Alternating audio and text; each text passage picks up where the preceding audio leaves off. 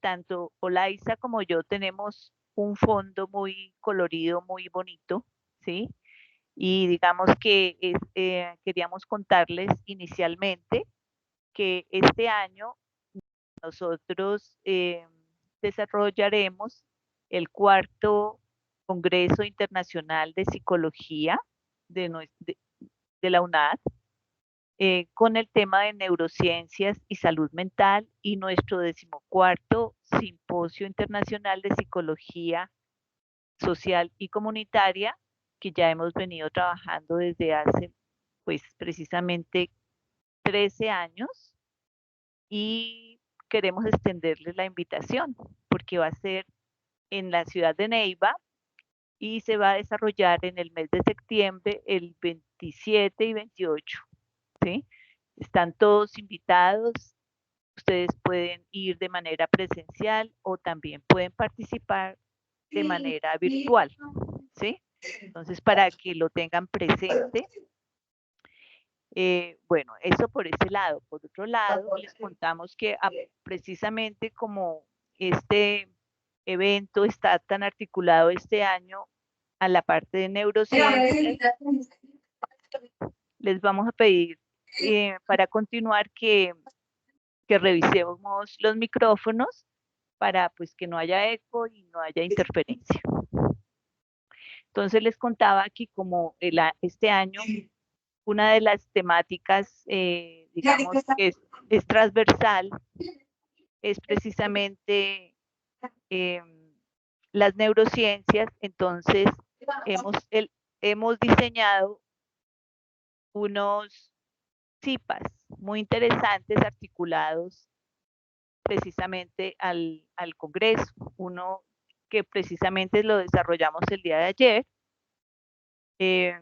sobre neuropedagogía, y el 25 de abril precisamente, donde nos va a acompañar nuestra docente Olaisa, vamos a desarrollar el CIPA sobre neurotecnología, y en mayo tendremos otro CIPA sobre neurociencia social. Entonces, están todos muy invitados, estaremos compartiendo con ustedes los enlaces de conexión para que puedan participar.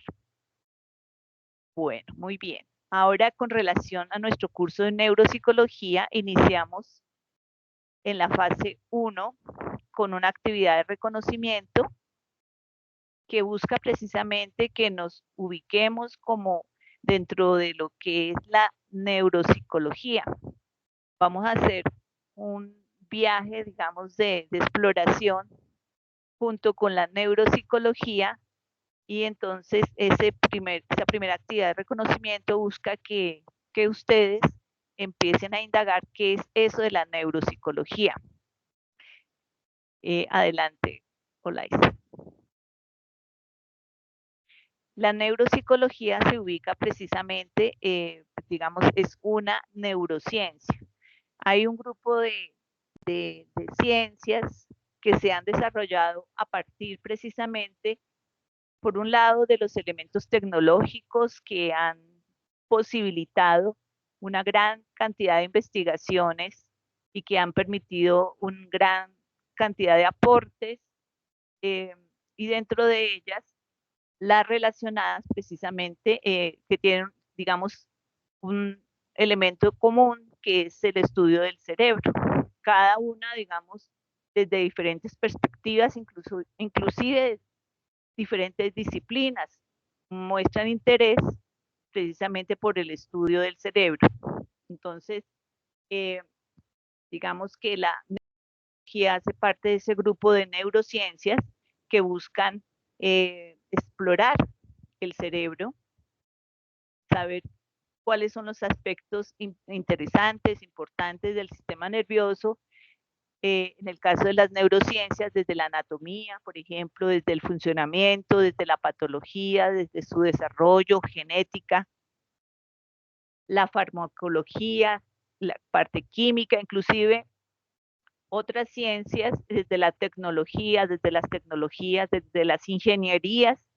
Es decir, desde muchos ámbitos ha habido digamos, ese desarrollo y ese interés por estudiar el cerebro, ¿sí? Entonces, allí ubicamos a la neuropsicología, que es, como les decía, es una neurociencia y que tiene como objetivo principal el estudio del cerebro y su relación con el comportamiento humano, en este caso, ¿sí? Ese estudio, digamos, está orientado, por un lado, a lo que tanto a las personas como nosotros, de pronto, bueno, entre comillas, sanas, ¿sí? Bueno, todas las personas que tienen de pronto, que somos parte del común, como de pronto aquellas personas que por alguna razón presentan algún tipo de daño cerebral. Entonces, digamos que la neuropsicología busca explorar todos a través de diferentes herramientas como la evaluación, que nosotros llamamos evaluación neuropsicológica, cómo es que una persona, pues digamos en el caso del daño cerebral, qué consecuencias tiene ese daño cerebral, eh, qué posibilidades, digamos, de recuperación eh, tendría, y para ello también entonces trabaja en la parte de lo que hemos llamado rehabilitación, pero también trabaja la parte de promoción y prevención y el cuidado de esa salud cerebral. Y además también se puede desarrollar en el ámbito de la investigación, eh, que es el área gigante en la cual en este momento está el boom, digamos, de las neurociencias, aportando para tantos elementos a nivel, digamos, de la salud en general. Adelante. Bueno, uno de los puntos que nosotros les invitábamos a explorar es cómo esa neuropsicología se aplica en los campos de la psicología. Entonces, aquí vemos una imagen donde vemos señalados algunos campos. Me gustaría de pronto, si algunos de ustedes nos colaboran, tratando de identificar algunos de esos campos de la psicología a los que nos referimos, los que conozcamos. A ver, ¿quién, quién nos apoya en ello?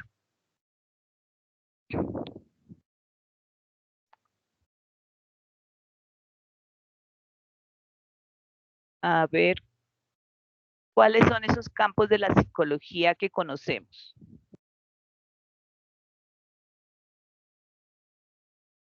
A ver, ¿quién dijo yo por acá?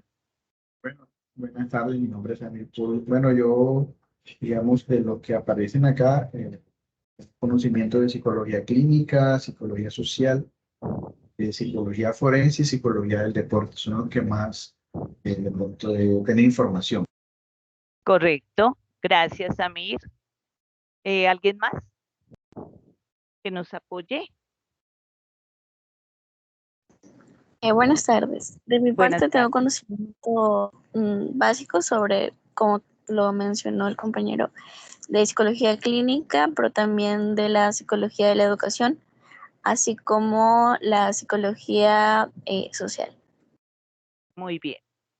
Entonces, efectivamente, digamos, esos son campos de la psicología que se han abierto, y realmente hay muchos campos que de pronto aquí no están presentes, pero que en la medida que la psicología avanza también en la parte de investigación y de aplicación de muchos elementos también de exploración y de tecnología, pues se abren otros campos. Donde está el ser humano, de alguna manera está también para explorar esa complejidad humana, está la psicología.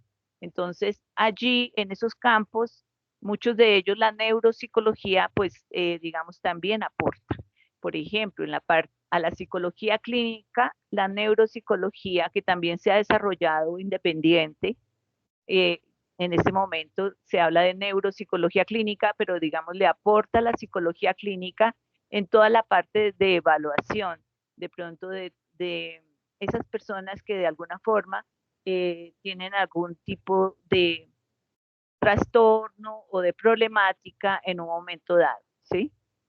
También está la psicología de la educación, toda la parte del contexto educativo, justamente en ese ámbito, en ese campo de la psicología, la neuropsicología en este momento tiene todo un gran espacio de aplicación en todo lo que son los procesos de aprendizaje, por un lado, eh, las mejores condiciones para que se dé ese proceso de enseñanza-aprendizaje, también todo lo relacionado, por ejemplo, con los trastornos de aprendizaje, cómo trabajar y abordar en la niñez, sobre todo y en la adolescencia, esta parte de los trastornos del aprendizaje tiene un ámbito grande, entonces allí también.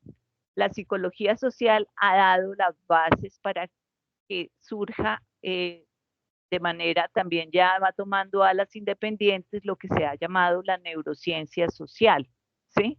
Entonces, la psicología social, con todo lo que es buscando la comprensión de ese ser humano en colectivo, en grupos y comunidades, aporta elementos básicos para la comprensión del ser humano, y la neurociencia, la neuropsicología también aporta allí, ¿sí?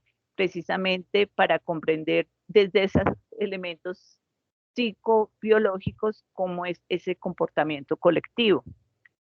La psicología jurídica y la psicología forense, un poco muy de la mano, también, digamos, tienen espacios donde la neuropsicología ha ingresado también en toda la parte de evaluación, en la parte, por ejemplo, de generar perfiles de las personas que pues presentan dificultades con la ley o que tienen sus perfiles de delincuencia, o para hacer toda la parte de promoción también, inclusive en ese sentido de, por ejemplo, a nivel de la personalidad, de lo que hemos llamado a veces los trastornos de la conducta, allí aporta la neuropsicología también. En la psicología deportiva, precisamente todo lo que son los deportistas, por ejemplo, de alto rendimiento, ¿sí? Para el establecimiento de objetivos y de pues sí, de ese rendimiento mejorado. Entonces también tienen un gran trabajo amplio que se está desarrollando allí, inclusive desde aplicando las neurotecnologías, por ejemplo, en el caso del neurofeedback, que ya se está implementando como parte de las neurociencias en ese ámbito. Pero la neuropsicología como tal allí aporta. Bueno, y en otros ámbitos. Entonces también en lo que hemos llamado la psicología de la salud, que va de la mano un poco de la psicología clínica, en toda la parte de promoción de la salud, de invitar a reconocer todos esos aspectos importantes relacionados, por ejemplo, con los estilos de vida para todo lo que es la salud cognitiva, la salud cerebral, como tratando de promover y de dar a conocer cómo todos esos elementos relacionados con los hábitos saludables van a permitir pues una mejor calidad de vida también a lo largo de nuestro ciclo vital. Y también la psicología organizacional, lo mismo, pues todos los elementos de evaluación que nos muestra la neuropsicología son un aporte en toda esta parte de la motivación y de la cultura organizacional. Bueno, eso les cuento por ahora. Entonces, adelante, Laisa. Gracias. Bueno, muy bien. Entonces, haciendo esa mirada inicial de lo que es la neuropsicología, como bien lo describió nuestra directora del curso, pasamos entonces ahorita a conocer un poco más de lo que es el sistema nervioso, específicamente lo que tiene que ver con la corteza cerebral, y vamos a conocer un poco esa parte neuroanatómica de la corteza cerebral. Es fundamental que tengamos este conocimiento porque nosotros como psicólogos digamos, nuestro objeto de estudio es la conducta y es importante saber que desde las neurociencias y desde la neuropsicología, ¿sí? Se deriva el centro de la conducta y comportamiento, el cerebro. Entonces, por eso es importante que conozcamos su estructura y derivemos de ese conocimiento digamos, la base de inicio de una conducta. Para ello, entonces, iniciaremos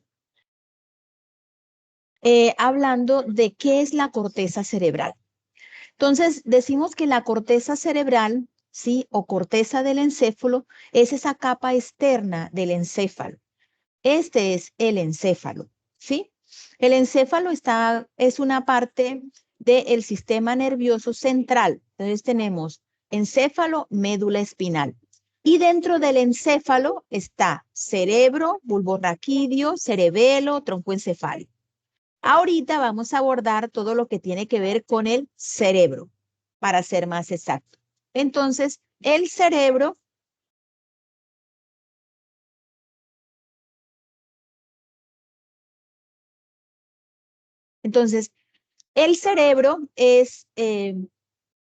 hace parte de la corteza cerebral. O sea, todo esto que ustedes ven aquí de coloración rosada, ¿sí? Es la corteza cerebral, ¿sí?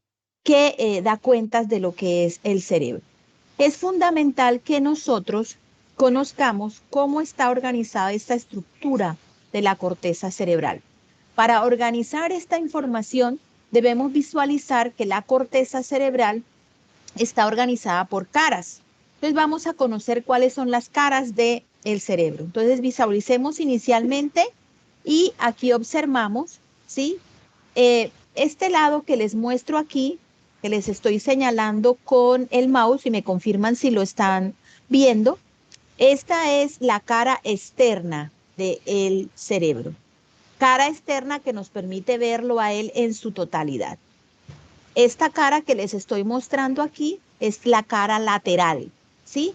Y para efectos de ubicación, y si miramos hacia allá, nos damos cuenta de que esta es la cara lateral izquierda. Y esta que les estoy mostrando aquí es la cara lateral derecha. Sigamos entonces y ubiquemos entonces la mitad del cerebro y vemos esta cara que es la que le llamamos cara medial. La cara de la mitad, cara medial. Y por último tenemos esta cara que es la cara de la base del cerebro y se llama cara basal. ¿Listo? ¿Cómo vamos hasta aquí? Bien, Sí es profe. importante, exacto, sí es importante escucharlos para saber si va quedando clara la información o si hay alguna inquietud. ¿Listo? Porque sabemos que los conceptos del curso, digamos, son nuevos para ustedes, entonces es importante que podamos ir conversando dentro de él para poder ir visualizando que todo está quedando claro. Vamos a continuar entonces. Profe, Dígame. una preguntita. La última pero ¿qué forma es? O sea, ¿es mirándola hacia abajo o cómo Es la cara basal. Es como si tú tuvieras el cerebro la parte de abajo. Exacto. Cara basal, ¿sí? La de abajo. Por eso se llama basal, de base. Ah, ok. ¿Listo? Gracias. Ok. No, a usted por hacer la pregunta y eso es lo que queremos. Bueno, vamos a continuar.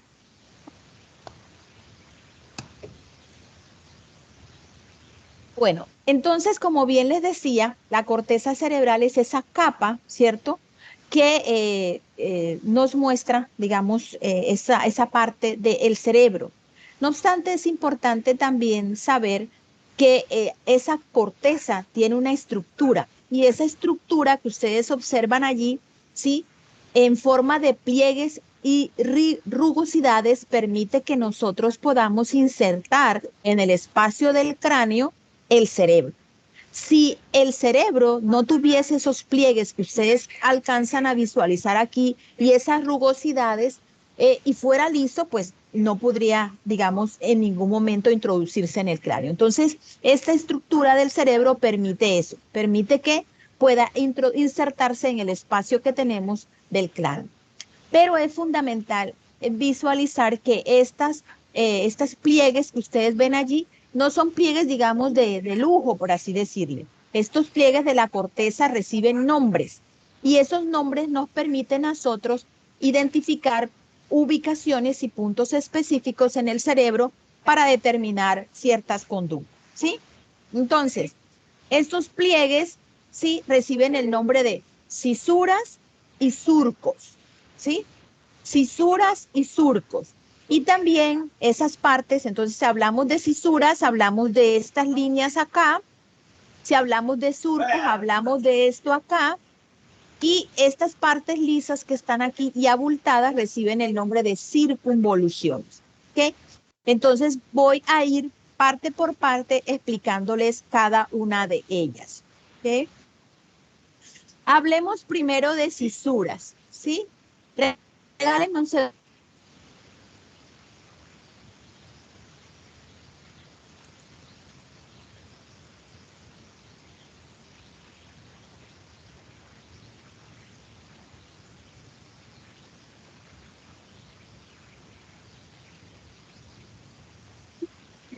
Listo, entonces hablemos primero de cisuras. ¿Qué es una cisura? Las cisuras son hendiduras profundas. Cisuras, hendiduras profundos. Como hendiduras profundas dividen el cerebro. Vamos a mirar en qué dividen al cerebro.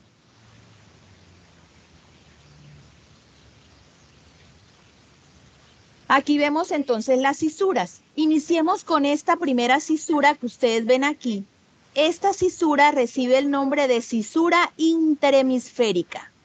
Si una cisura, que es una hendidura profunda, divide al cerebro, yo les pregunto, mis queridos estudiantes, ¿en qué divide la cisura interhemisférica al cerebro?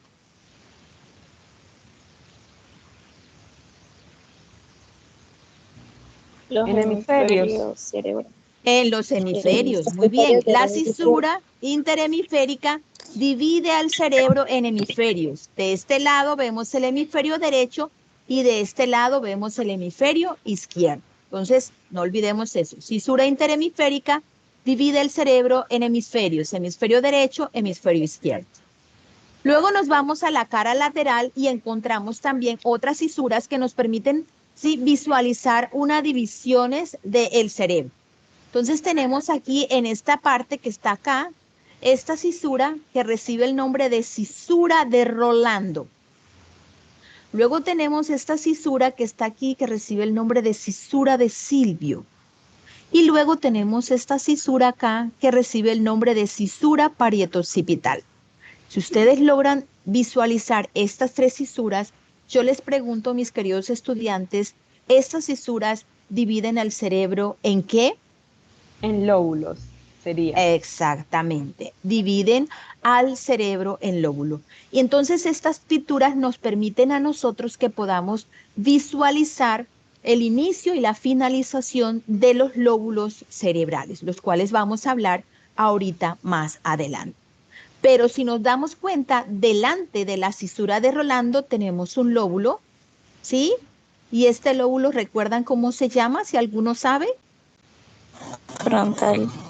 El lóbulo frontal. Entre la cisura de Rolando y la cisura parietoccipital también tenemos otro lóbulo. ¿Cómo se llamará ese lóbulo? Parietal. Parietal. Debajo de la cisura de Silvio encontramos otro lóbulo. ¿Cómo se llamará este lóbulo? Temporal. Temporal. Y debajo de la cisura parietoccipital encontramos otro lóbulo que tiene como nombre Occipital. occipital. Hasta aquí, ¿cierto? De manera externa podemos visualizar 4 lóbulos. Vamos a continuar. ¿Sí? Entonces, miren que así están visualizados, ¿sí?, los lóbulos que acabo de mostrarles. Listo.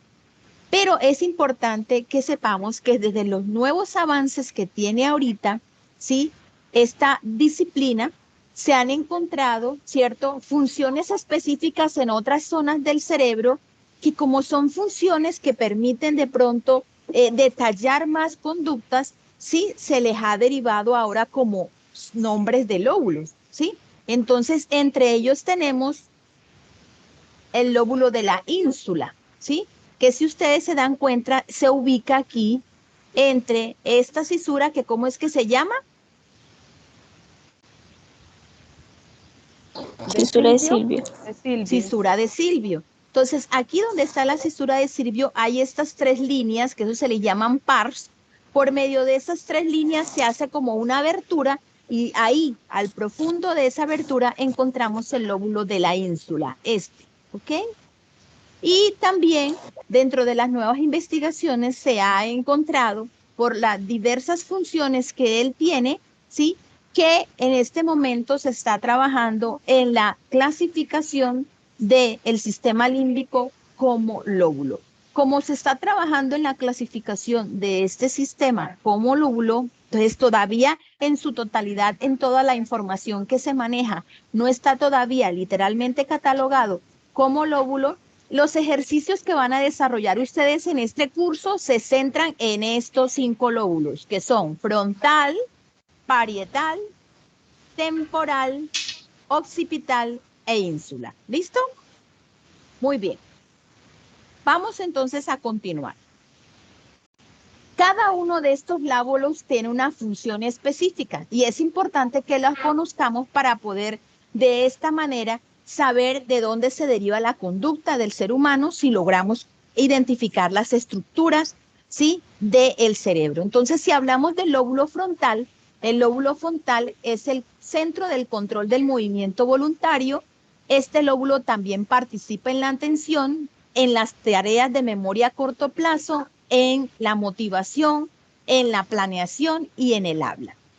Si nos vamos al lóbulo parietal, entonces la función de este lóbulo es integrar los estímulos propioceptivos, ¿sí?, involucrados en el procesamiento del habla o el lenguaje.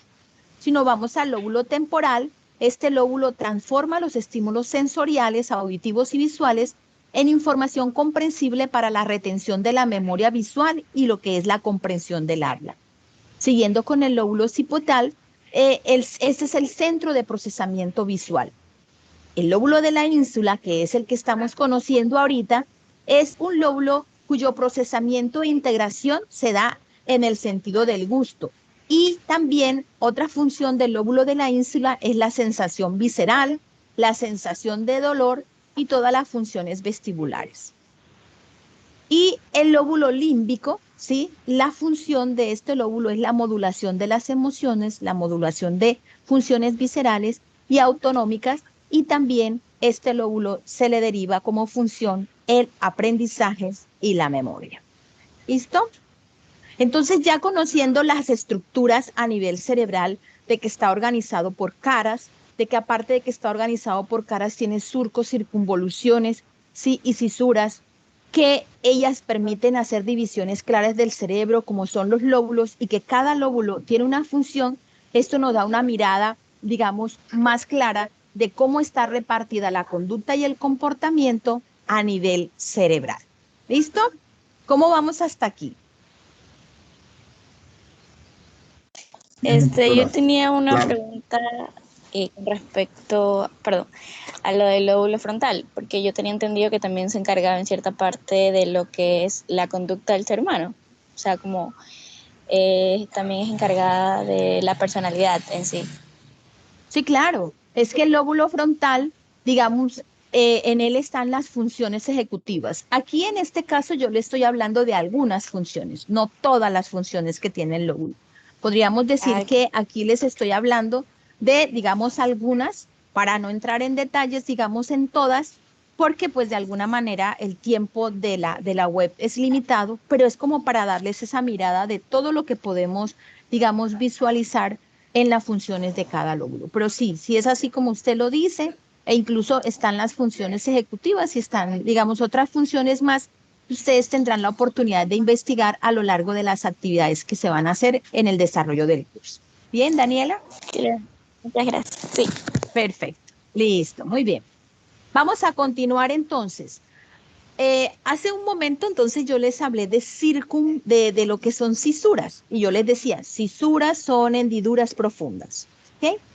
Ahora entonces, ya teniendo claridad de la división del cerebro por lóbulos, vamos entonces a conocer más en profundidad las estructuras de cada uno de los lóbulos. Y para conocer en profundidad las estructuras de los óvulos, entonces vamos a conocer un poquito más los conceptos de surcos y circunvoluciones. Cuando hablamos de surcos, estamos hablando de ubicaciones estructurales a nivel del óvulo. Y entonces aquí estamos hablando de surcos como hendiduras. Pero las hendiduras que corresponden a los surcos son hendiduras superficiales. Es decir, esas hendiduras no dividen los lóbulos, sino que son pliegues que permiten mostrar las debidas corrugaciones que tiene el cerebro a nivel de cada uno de los lóbulos, ¿sí? Y entre surco y surco hay unos espacios lisos y también elevados que son los que se llaman circunvoluciones, ¿sí?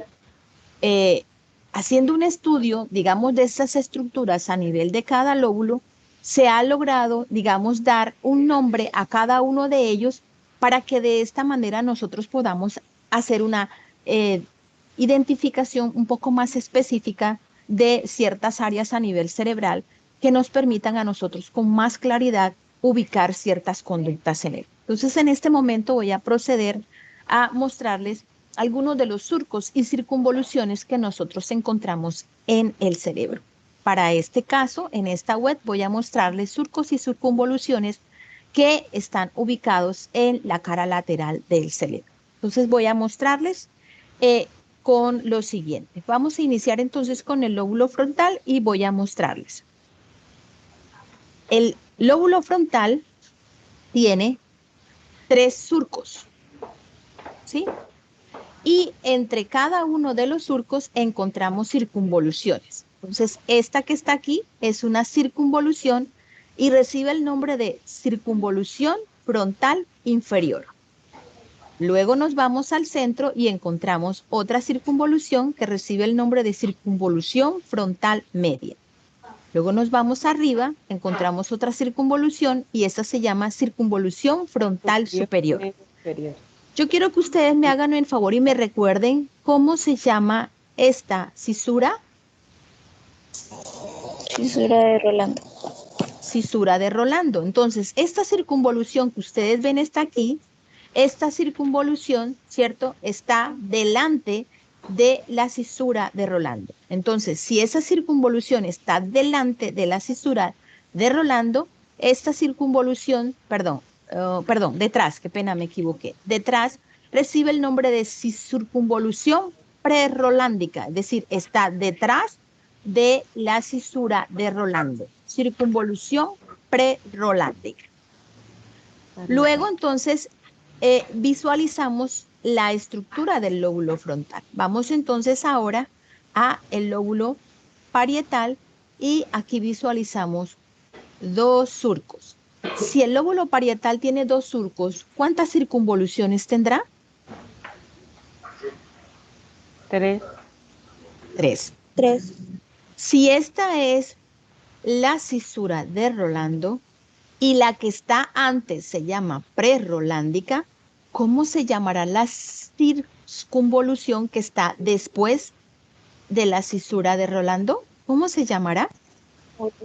¿Será Post-Rolando. Exactamente, circunvolución postrolándica. Si esta circunvolución está en la parte de arriba del lóbulo parietal, ¿qué nombre recibirá? Circunvolución parietal superior. Circunvolución parietal superior, muy bien. Y si esta está debajo, ¿qué nombre recibirá? Circunvolución parietal inferior. Exacto, muy bien, estamos ubicándonos, perfecto. Ahora vamos a continuar con el lóbulo temporal y vamos a visualizar cuántos surcos tiene. Mire, 1, 2. Si tiene 2 surcos, ¿cuántas circunvoluciones tendrá? 3. Perfecto, muy bien. Ahora ustedes me van a ayudar a mencionar los nombres de esta circunvolución. Iniciemos, por favor. Si nos vamos de abajo hacia arriba, ¿me ayuda? Circunvolución temporal inferior, ¿no? Circunvolución temporal inferior, perfecto. Sigamos, por favor. Circunvolución temporal media. Circunvolución temporal media, perfecto. Y la final, Circunvolución temporal superior. excelente, circunvolución temporal superior. Y visualicemos entonces ahora los surcos en el lóbulo occipital, ¿sí? Y estamos exactamente ubicados en lo mismo.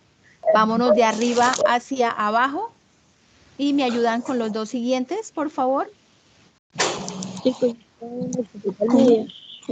Media, Ok, ajá, y occipital inferior. perfecto, listo. Entonces, si nosotros logramos visualizar esta imagen que ustedes observan acá, ustedes dirán, wow, pero es que yo no sabía que esto era así, pero es así. Y se los voy a mostrar desde una imagen del cerebro. Miren, ¿sí ven? Aquí tenemos los tres surcos y aquí tenemos las circunvoluciones. Aquí tenemos 1, 2, 3 y aquí están las circunvoluciones. Mire, 1, 2, 3 y 4. Igual ocurre con el parietal, mire, 1, 2 y aquí tenemos 1, 2 y 3. ¿Sí lo ven? Entonces, estas circunvoluciones y estos surcos nos permiten a nosotros con mayor especificidad, ¿sí? Ubicar, digamos, funciones en el cerebro. ¿Cómo vamos hasta aquí, mis queridos estudiantes? No veo los del parietal bien, profe. Mire, ahí están.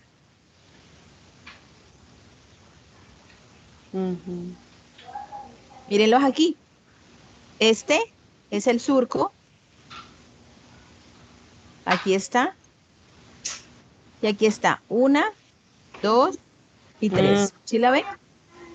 Sí. ¿Ahora sí? Perfecto. Muy bien. Listo. Vamos entonces a continuar. Ahora, ya vamos a ir como de lo más sencillo y nos vamos a ir adentrando un poquito más. La corteza cerebral se organiza en diferentes áreas funcionales. Es decir, si ustedes logran visualizar en 3 dimensiones el cerebro, ustedes van a encontrar una imagen así, como esta. Al visualizar el cerebro en esta imagen, ustedes van a encontrar que dentro de él hay muchas conexiones cerebrales. Esas conexiones sencillamente se dan porque la corteza cerebral está compuesta por millones de neuronas que se interconectan unas con otras y permiten que se vean todas estas conexiones neuronales así.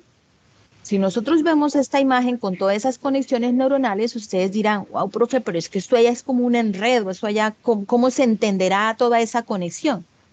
Pero el cerebro, digamos, desde su, digamos, estructura biológica, digamos, es perfecto en sus procesos. Y todas esas conexiones que ustedes ven ahí que supuestamente se ven en desorden, tienen un orden.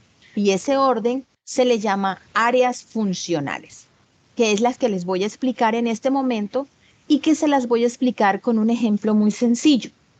Y es que imaginémonos que lo que ustedes están viendo ahí no es el cerebro, sino que están viendo una ciudad.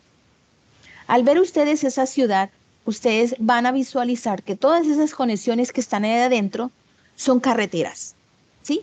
Que les permiten a ustedes, ¿sí? De alguna manera, conocer toda la ciudad. Y las carreteras en una ciudad están organizadas. Así están organizadas las áreas funcionales del cerebro. Estas reciben los siguientes nombres: áreas primarias, áreas secundarias y áreas terciarias. Las áreas primarias son esas áreas o carreteras del cerebro que nos permiten a nosotros recibir estímulos tanto del exterior como del interior, ¿cierto? De nuestro cuerpo y del contexto. Igual ocurre con una ciudad.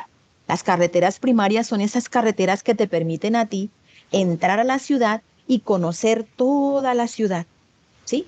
Entrar a la ciudad y conocer toda la ciudad, digamos, por el centro o de pronto están divididas por la mitad, pero su función sencillamente es conectar la ciudad. Igual ocurre con las áreas primarias. Reciben el estímulo y adentran dentro del cerebro. Pero dentro de la ciudad, cuando usted entra a las carreteras principales, llega un momento en que usted se desvía de las carreteras principales y se va a las carreteras secundarias que ya lo van a llevar a zonas específicas. En el cerebro, esas carreteras secundarias reciben el nombre así, de áreas secundarias. O, en su defecto, también se denominan áreas de asociación. Es decir, usted por la carretera principal entra, pero cuando se desvía empieza a conectarse con otras para ya llegar a puntos específicos. Y eso hacen las áreas secundarias, ¿sí? Las áreas secundarias, ¿sí? Son derivadas de las áreas primarias y ellas, ¿sí? Conectan al cerebro con otros puntos específicos. Para, por último, llegar a las áreas terciarias, que son áreas integradoras y que luego procesan, ¿sí? La información. Es decir, ya me llevan a puntos más específicos, entonces ya no voy a ir a un punto, sino que me voy a ir a un barrio y dentro de un barrio a una dirección de un barrio. Y luego que ya llego a esa dirección del barrio, me salgo de ahí. Entonces las áreas terciarias hacen eso, ¿sí? Integran y sintetizan más la información, ¿sí? Al punto de que la procesan para ya dar respuesta a la conducta y al comportamiento. ¿Esto quedó claro, mis queridos estudiantes? Sí, señora. Perfecto. Entonces, este señor llamado Brodmann, él hizo, digamos, un mapeo de ciertas ubicaciones a nivel del cerebro. Y esas ciertas ubicaciones a nivel del cerebro, él las organizó en números. Es lo que comúnmente conocemos en la actualidad como las 47 áreas de Brodmann. Ellas están repartidas por todo el cerebro, pero es fundamental que nosotros sepamos que el estar repartidas por todo el cerebro da cuenta de que algunas de estas áreas son primarias, otras son secundarias y otras son terciarias, como podemos visualizar en este dibujo que les muestro acá, ¿sí? Entonces, por ejemplo, tenemos estas que están de color rojo, ¿sí? Son áreas primarias, es decir, de recepción. Estas que están de color verde son áreas de asociación o áreas secundarias, y todas estas que están de color naranja son áreas terciarias que van ya a especificidades. Entonces vemos que ellas permiten una ubicación en zonas específicas del cerebro y de acuerdo a la ubicación se diferencian entre sí por el tipo de células que son. Entonces las áreas primarias son células de proyección. Las áreas secundarias son células de asociación y las áreas terciarias son células de superposición. Entonces, esto nos permite mirar cómo ya más en detalle está repartido a nivel cerebral, ¿sí? Las estructuras y cómo esas estructuras nos permiten a nosotros que podamos visualizar de manera más específica la conducta del ser humano. Aquí las vemos del lado lateral y aquí las vemos del lado medial. Es decir, no están repartidas solamente en las caras laterales o caras externas, sino que de la parte medial interna del cerebro también encontramos las áreas de Brodmann. En este momento, mis queridos estudiantes, entonces voy a proceder rápidamente a darle ubicación a esas 47 dentro de las diferentes caras del cerebro, tanto la cara externa, la cara medial, como la cara basal. Entonces, síganme, por favor, para que podamos darnos cuenta la ubicación de cada uno de ellos. Empezamos. Aquí tenemos la 321, que está ubicado ¿en qué lóbulo? Parietal. Sería el Parietal. parietal. Sí, señor. Parietal. Sigamos entonces, y aquí tenemos la 4, que está ubicada ¿en qué lóbulo? Lóbulo frontal. Perfecto, muy bien. Ahora seguimos y tenemos aquí 5, 6 y 7. ¿En qué lóbulos están ubicadas? Frontal y parietal. Perfecto, frontal y parietal. Continuamos. 8, 9 y 10. ¿En qué lóbulo? Frontal. Frontal, perfecto. Continuemos. Nos vamos a 10, 11 y 12. Frontal. Frontal, pero ¿en qué cara?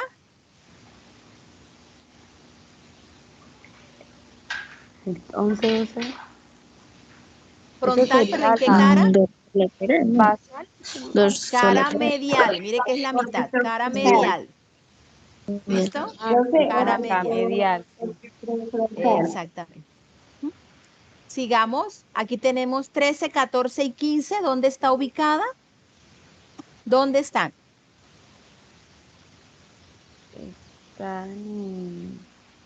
Ese es el... Basal, no. O sea, Cara la basal. cara ¿Y basal, qué pero lóbulo? sería el lóbulo parietal. Lóbulo parietal. No, porque si es la cara basal, No. ese es el lóbulo ¿qué? Este. Temporal. Pero en la parte de abajo. Temporal. Exacto. va, sí. Eso. 13, 14, 15. Sigamos. 16. ¿Seguimos con qué cara? Con la cara basal sería Exactamente. el mismo temporal, ¿cierto? El mismo lóbulo temporal. Exacto. Sí, ya pegado ahí al tronco encefálico. ¿Listo? Seguimos. 17, 18 y 19. ¿Qué lóbulo? Lóbulo occipital. Occipital. Exacto. Seguimos. 20, 21 y 22. ¿Qué lóbulo? Temporal. Temporal. Perfecto. Muy bien. Seguimos. 23. Parietal. 23. La ¿Dónde está cara ubicado? Aquí, vea. Estoy aquí en el La 23. parietal. El lóbulo parietal, ¿cara qué? Medial. Medial. Perfecto. Seguimos con el 24. ¿Dónde está ubicado? En el lóbulo frontal. ¿Qué cara? Medial. Medial. Medial. Excelente. 25. ¿Dónde está ubicado? Lóbulo temporal. ¿O es el mismo frontal? Ese es el frontal, pero ya casi ya finalizando. ¿Listo? Cara medial. Tenemos 26, 27, 28 y 29. ¿Dónde están ubicados? A ver. Están entre el parietal y temporal. Ok. ¿El 28 está ubicado dónde?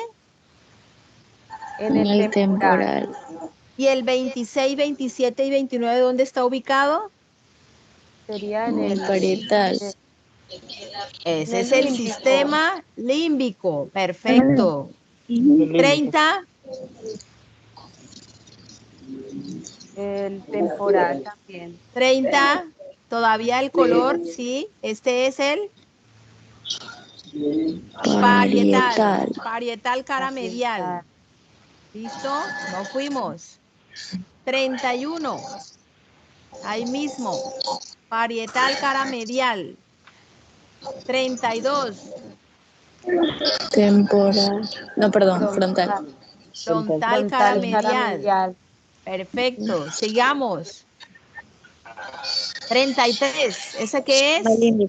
Lóbulo límbico. Sistema límbico. Muy bien. Lóbulo límbico. 34.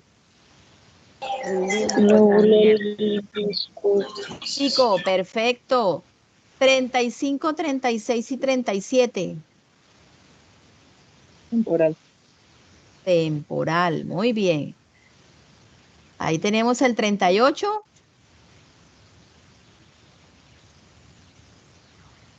Temporal cara medial.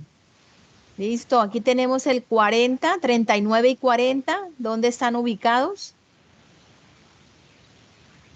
Acá arriba, aquí, 39 y 40. ¿Dónde están ubicados? Parietal y occipital. Parietal y occipital, excelente, muy bien. Seguimos, aquí tenemos 41, 42 y 43. ¿Dónde están ubicados?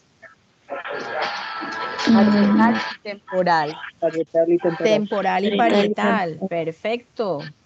Sigamos, ahí tenemos 44, 45, 46 y 47. ¿Dónde están ubicados? Frontal. ¿Qué cara es esa? Esa es lateral, ¿no? Muy bien, cara lateral, perfecto. Muy bien, y con esto tenemos las 47 áreas, ¿ok? Y acá entonces están descritas los nombres de ellas con sus funciones. ¿Listo? A ver, ¿quién tiene pregunta por allí? Noté ¿Sí? que usted las asociaba, o sea, como que, bueno, que triángulo, que los cuadros, y como que, ¿tiene alguna relación eso? O sea, ¿se relacionan la una con la otra cuando las mencionó así? De ubicarlas así en ese orden. Como Bueno, agrupadas, como como que se agrupadas. agruparan. Bueno, digamos algunas sí. Por ejemplo, la 321 son áreas, es áreas de sonsopercepción. 17, 18 y 19 son áreas visuales, ¿sí? Entonces, algunas están relacionadas, otras, digamos, las conseguí así en secuencia y las ubiqué para poder visualizar. Algunas sí están vinculadas unas con otras sencillamente, digamos, hice la figura como para poder ubicarlas cercanas y no ir una por una. ¿Listo? Ok. La 41 y la 42 también están asociadas junto con Sí, sí. la Hay varias que están 22. asociadas. ¿Listo? Ya cuando entren ustedes en el curso a ir más a detalle con el área de Brodmann, ok, van a encontrar cuáles son esas que están bien detalladitas, que sí se unen unas con otras para poder generar conductas. Muy bien, mis queridos estudiantes. Entonces, como les mencionaba hace un rato, estas áreas están organizadas, digamos, por funciones y, por ejemplo, en este caso, ya yo estoy yendo un poquito más específica con colores y entonces esos colores me permiten decir a mí, todas las áreas que están de color amarillo son áreas que están relacionadas con funciones ejecutivas. Todas estas áreas que están relacionadas de color verde son áreas de memoria, tanto en la cara lateral como en la cara medial.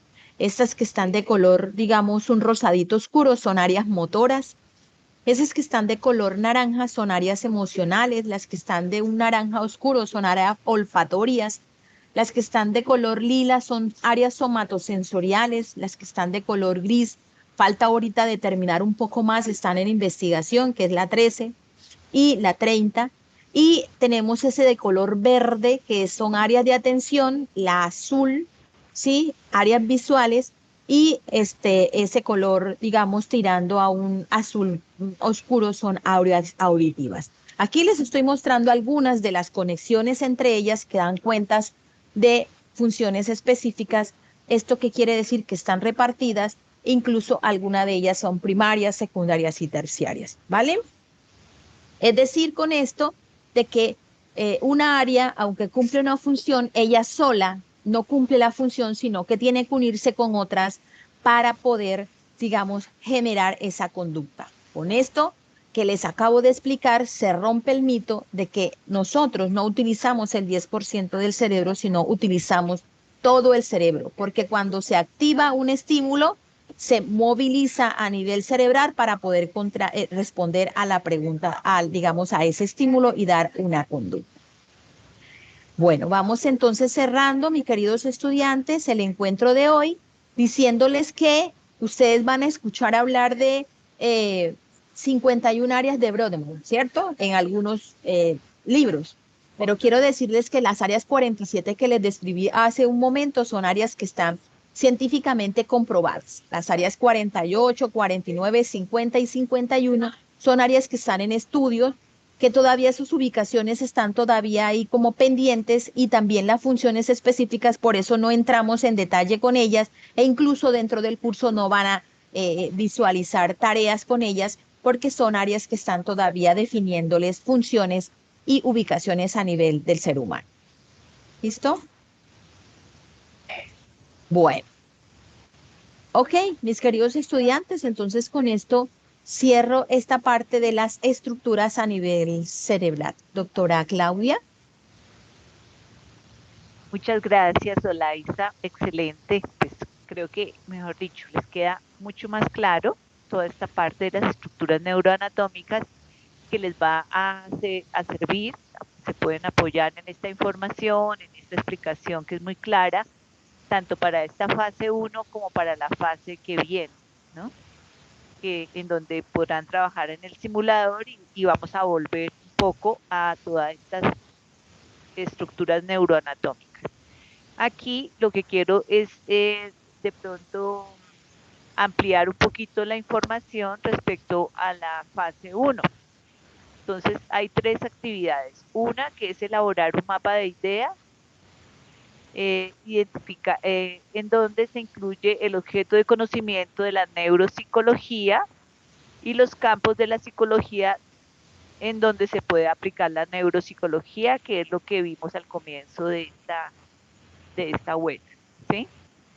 Aquí hay un ejemplo de un mapa de ideas que es importante y les compartimos un enlace para que allí podrán desarrollar su mapa de ideas.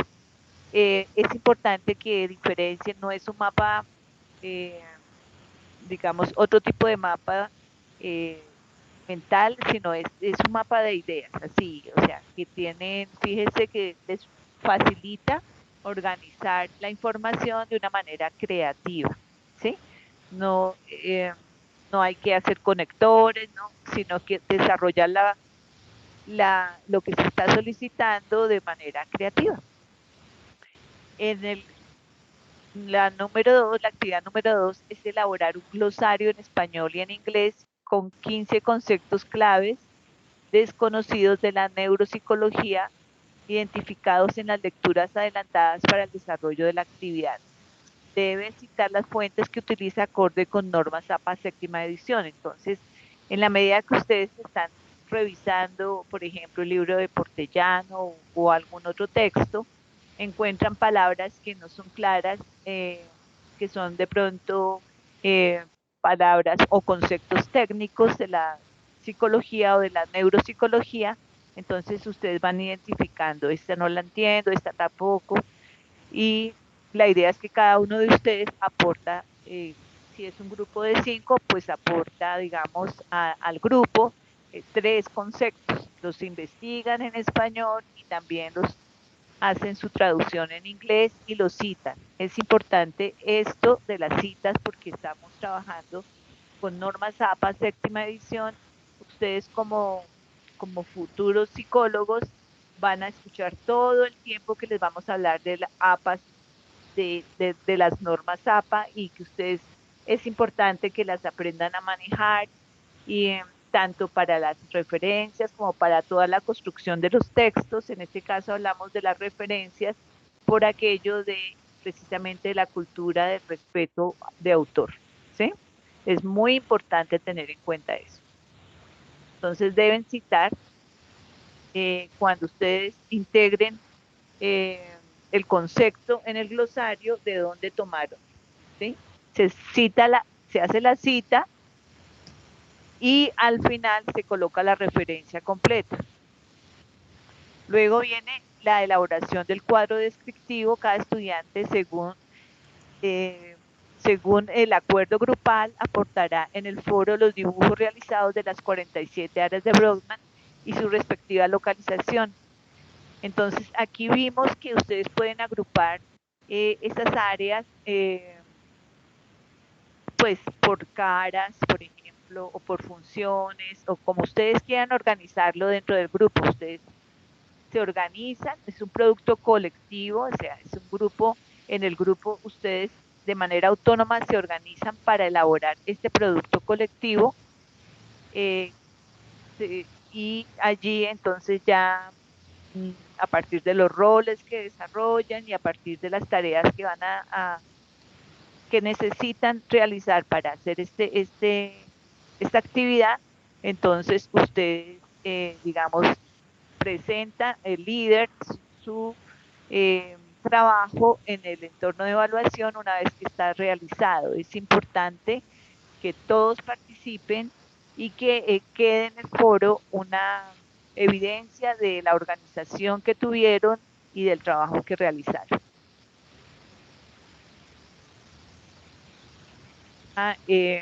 Adelante, Olaisa, la siguiente.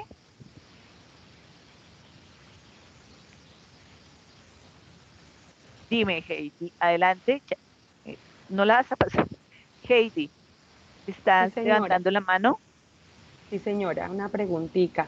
Cuando se nos dice que haga el dibujo de cada una de esas áreas, o sea, cada numerito, o sea, de esa partecita, se dibuja allí. Sí. Sí, efectivamente. Ya les vamos a mostrar. Hay un anexo ¿dónde se coloca este ejemplo? ¿Sí? Exactamente. Entonces ustedes, como dice, es un dibujo, no es una imagen tomada de internet, no. Es un dibujo porque tiene un propósito pedagógico que ustedes elaboren el dibujo, ¿sí? En la medida que ustedes busquen dónde es que está ubicado, esa parte de ese proceso de elaborar, de hacer el dibujo, es parte como del ejercicio de aprendizaje que queremos que haga. Entonces, Pero ustedes habría pueden que, organizarla de manera individual o agruparlas, pero sí es importante que de cada una identifiquen en el cuadro a modo de una tabla, que es lo que está en el anexo que les adjuntamos en el foro. Deben identificar el nombre del área, la localización y la función. ¿Sí? profe, una preguntita. ¿Y el dibujo va así como está ahí? O sea, se dibuja el cerebro y la parte, Y la la parte que la resaltan. Ajá. Sí. si es de cara Eh, medial, basal y ese tipo de cosas. Bueno, ok. exacto. Adelante, Olaisa. Bueno, con relación a ustedes, lo que les estaba comentando, normas APA séptima edición, vamos a citar, como ustedes ahí ven que es un cuadro, lo vamos a citar como si fuera una tabla, ¿sí? O sea, todo ese grupo de dibujos que van a elaborar, vamos a imaginar que es una sola tabla, ¿sí? Es una sola tabla que contiene todos estos dibujos y así se citan las tablas. Ustedes deben colocar, en este caso, si no tienen más tablas, será tabla 1, debajo está en negrilla, la tabla 1 va en negrilla, y debajo el título, entonces, áreas de Brodmann, por ejemplo, y va en cursiva, ¿cierto? Luego viene la tabla con toda la descripción de las áreas, y abajo colocan, debajo de la tabla, colocan esta palabra, escriben nota, que va en cursiva, 2 puntos, y ahí hacen una descripción de la tabla, ¿sí? Entonces, aquí se describen las 47 áreas de Brodmann y ustedes lo elaboraron fuente propia, ¿sí? O sea, el autor. ¿Listo? Así tienen que escribir. Adelante, Olaisa. Bueno, es importante que cuando coloquen la función dentro de esa tabla, también coloquen la cita, ¿sí? Aquí colocamos un ejemplo de una cita. Generalmente va en el cuadro de abajo, va el apellido del autor, eso es una cita, entre paréntesis, seguido de una coma y luego el año de la referencia, 2008, y si es muy específico, la página y cierran las letras. Cuando son citas, bueno, que no es el caso por ahora, pero cuando son citas de más de 40 palabras, ustedes tienen que identificar allí la página que se tomó, además del año y, del autor. Adelante, estás preguntando nuevamente, Heidi, o dejaste No, no soy yo, la mano profe. levantada. Creo que es Verónica, si no Quiero estoy mal. mostrarles un ejemplo, un segundito, de un trabajo de unos compañeros de ustedes. Entonces vienen acá, la tabla 1, que es única tabla, cuadro descriptivo áreas de Brodmann, vienen todos los dibujos, ¿sí? Y las descripciones que se solicitan, y al final de la tabla,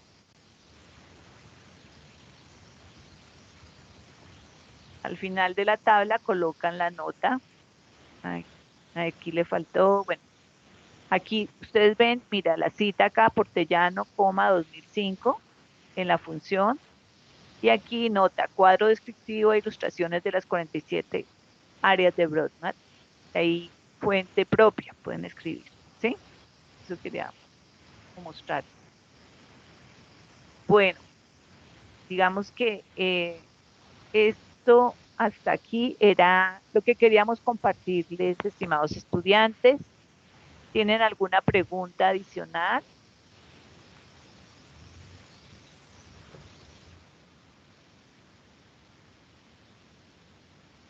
Bueno, entonces, Hola, muy buenas tardes. pues tienen preguntas, ya les Hay vamos, dos manitos nosotros levantadas, tenemos un doctor. espacio de Team donde sus docentes y pues yo también, claro que sí, estaremos atendiendo todas sus inquietudes relacionadas con las actividades del curso. Y nuevamente, es importante que estén revisando, por ejemplo, el foro de noticias y la información que les enviamos, porque los vamos a estar invitando, como les decíamos, a diferentes actividades muy interesantes, como por ejemplo el CIPAS de la próxima semana, que está articulado al Congreso, que es el CIPAS de Neurotecnología, ¿sí?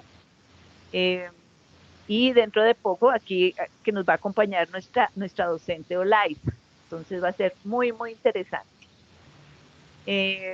Y bueno, pues por ahora no sería nada más. Les agradecemos su atención y el espacio de tiempo que han dedicado a esta explicación, a este compartir. Muchas gracias, querida Olaisa. Gracias a usted, doctora. Y gracias a Bueno, todos ustedes por haberse que tengan conectado. una buena tarde, que estén muy bien y hasta luego. Gracias. Muchas gracias a ustedes. Muy buena clase, excelente, aprendí. Muchísimas gracias. No se pierdan las otros, porfa, conéctense. Muchas gracias.